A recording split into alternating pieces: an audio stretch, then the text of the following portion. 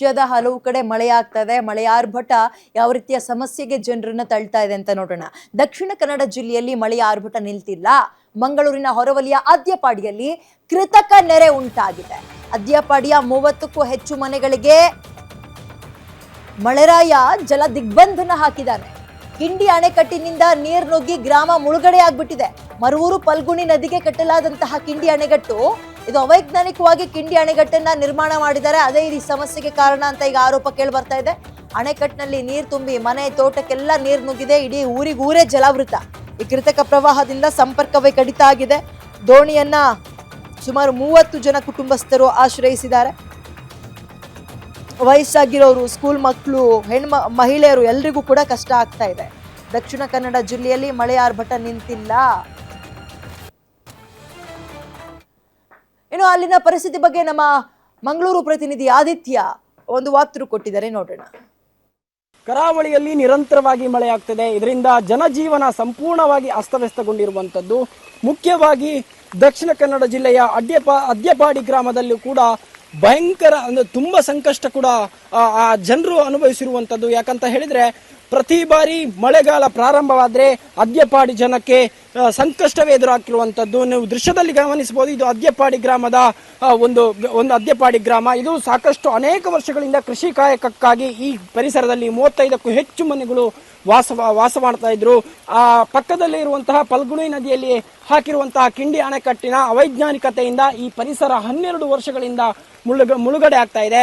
ನಿರಂತರವಾಗಿ ಇಲ್ಲಿಯ 35 ಕುಟುಂಬಗಳೇನಿದೆ ನಿರಂತರವಾಗಿ ಇವರು ಎಲ್ಲ ಇದಕ್ಕೆ ಸಂಬಂಧಪಟ್ಟವರಿಗೆ ಮತ್ತು ಜಿಲ್ಲಾಡಳಿತಕ್ಕಾಗಲಿ ಮಹಾನಗರ ಪಾಲಿಕೆಗಾಗಲಿ ಅಥವಾ ಇನ್ನಿತರ ಇದಕ್ಕೆ ಸಂಬಂಧಪಟ್ಟವರಿಗಾಗಲಿ ಮನವಿಯನ್ನು ಮಾಡಿಕೊಂಡ್ರೂ ಕೂಡ ಯಾವುದೇ ಕಾರಣಕ್ಕೆ ಈ ಪರಿಸ್ಥಿತಿ ಇವರಿಗೆ ಶತಸಿದ್ಧ ಅಂತ ಹೇಳುವಂತ ರೀತಿ ಎದುರಾಗ್ತಿರುವಂಥದ್ದು. ಯಾಕಂದ್ರೆ ಮಳೆಗಾಲ ಪ್ರಾರಂಭ ಆದ್ರೆ ಇವರು ಬೋಟ್ನಲ್ಲಿ ಸಂಚರಿಸುವಂತ ವ್ಯವಸ್ಥೆ ಇವರಿಗೆ ಎದುರಾಗ್ತಿರುವಂಥದ್ದು.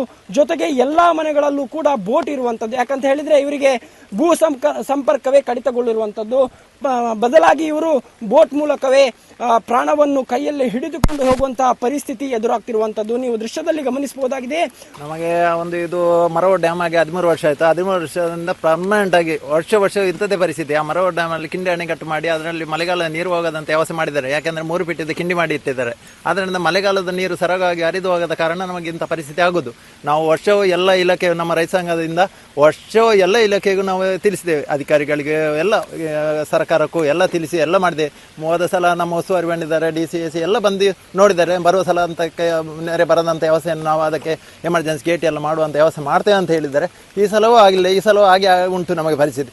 ಮುಂದಿನ ದಿನಗಳಲ್ಲಿ ಆದರೂ ಅದಕ್ಕೊಂದು ಹೈಡ್ರೋಲಿಕ್ ದೊಡ್ಡದು ಮಳೆಗಾಲದ ನೀರು ಹೋಗುವಂಥ ಹೈಡ್ರೋಲಿಕ್ ಗೇಟ್ ಮಾಡಿ ಮಳೆಗಾಲದ ನೀರು ಸರಿಯಾಗಿ ಹರಿದು ಹೋಗಿ ನಮಗೆ ಇಂಥ ಪರಿಸ್ಥಿತಿ ಬರದಾಗೆ ಮಾಡಬೇಕಂತ ನಾನು ಇಲ್ಲಿ ವಿನಂತಿ ಮಾಡುದು.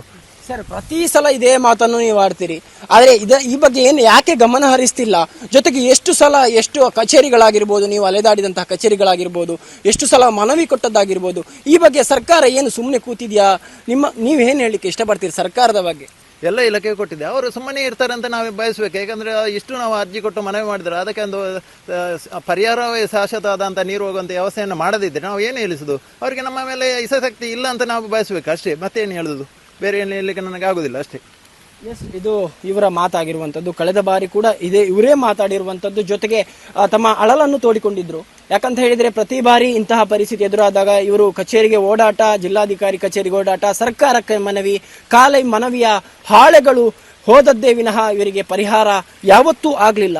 ಯಾಕಂತ ಹೇಳಿದ್ರೆ ಕೃಷಿ ಭೂಮಿ, ಅವರ ಹೊಟ್ಟೆಪಾಡಿಗೋಸ್ಕರ ಕೃಷಿ ಮಾಡಿಕೊಂಡು ಈ ಜೀವನದಲ್ಲಿ ಅದೆಷ್ಟೋ ವರ್ಷಗಳಿಂದ ಇಲ್ಲಿ ವಾಸ ಮಾಡ್ತಾ ಇದ್ರು. ಆದರೆ ಕೇವಲ ಮರೂರಿನ ಪಾಲ್ಗುಣಿ ನದಿಯ ವೆಂಟೆ ಡ್ಯಾಮ್ ಏನಿದೆ, ಆ ಡ್ಯಾಮ್ ಇಂದಾಗಿ ಇಂತಹ ಪರಿಸ್ಥಿತಿ ಕಳೆದ 12 ವರ್ಷಗಳಿಂದ ಆಗ್ತಾ ಇದೆ. ಇನ್ನಾದ್ರೂ 12 ವರ್ಷದ ಬಳಿಕ ಕಳೆದ ವರ್ಷ ಭರವಸೆ ಕೊಟ್ಟಿದ್ರೆ ಈ ವರ್ಷ ಆದ್ರೂ ಇವರಿಗೆ ಸೂಕ್ತ ಪರಿಹಾರವನ್ನು ಕೊಡಬೇಕು.